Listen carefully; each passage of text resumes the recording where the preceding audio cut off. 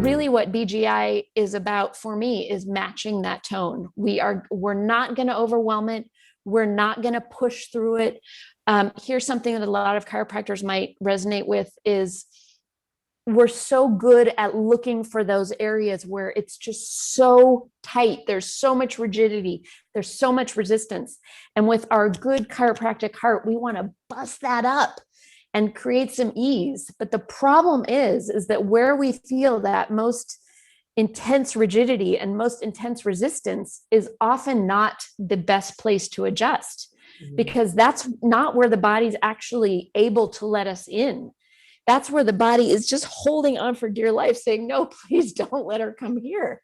And what those feel like as a chiropractor are those ones where you just go to set up and you get there and you're like, okay, if I drop down on this, it's probably going to bounce me back.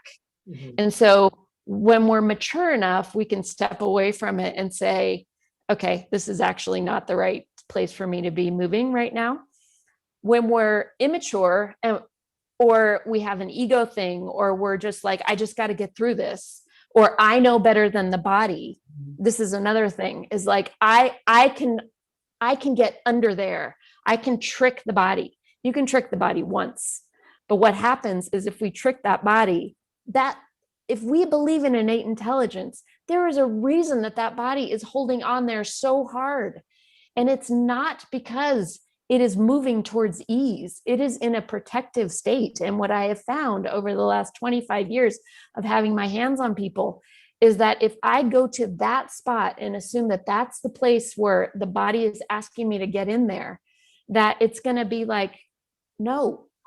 And it may let me do it once, but it's not going to let me do it again. And then what happens is that it goes further into the rigidity, further into the protection.